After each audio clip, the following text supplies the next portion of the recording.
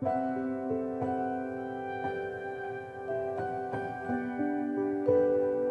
I'm Gino. I'm 32 years old and I am a clinical epidemiologist by profession. My parents, they always managed to make ends meet.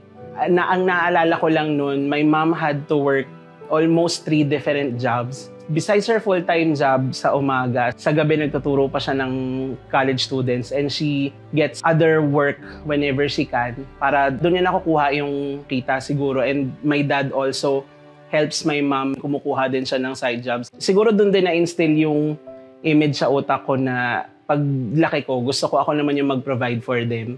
So the wish I had was 12 months of maintenance medicines for my mom and dad. Never ko akalain na out of all those wishes na nakalagay sa tree na yon, amin yung mapipili. My sister, si Gia. Hello po.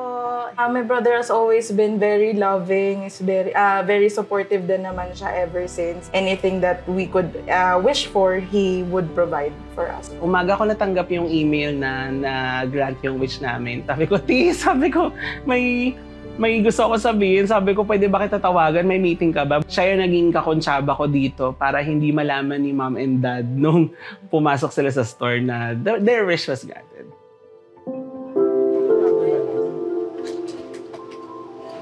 Good afternoon po. Kunin ko lang po yung medicine. Ito mamay ko pag na-transact. Ito yung pambayad. Ay! Congratulations, ma'am, sir. Watson's has grant your son's wish po. Congrats po. Totoo? Yes po. Talaga. Congratulations, sir.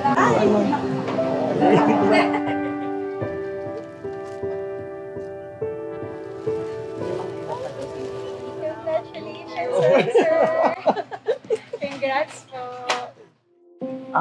Kami very close. Ever since, kahit anong bata pa sila. Kami yung family na literally hand to mouth. Nag-work ako as OFW kasi nga palipat-lipat kami ng apartment. The only explanation I was given noon nung mga kasama po namin yung relatives, aalis lang si mama for a week. I waited.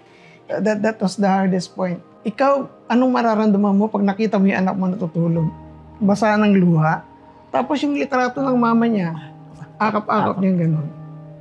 Talaga ay literally, bumagsak talaga ako, naiyak talaga ako. There was a time, ang hiling niya lang sa akin nung gumraduate siya ng high school. Ma, I don't need any material thing. Ang gusto ko yung presence mo. Kanina ko pag gustong umiyak, alam niyo kung bakit. Kasi, nung nakapagtrabaho to, sabi niya talaga, lalo na nung sabi niya, Ma, sabi niya, isang gift na gusto ko talaga mabigay sa inyo ni Papa. Yung 1 year supply, sabi niya, ng medication niyo para hindi niyo na iniintindi. Kasi if you could only know kung magkano ginagasa namin monthly for our maintenance. Ang laking tulong talaga. At napakasaya.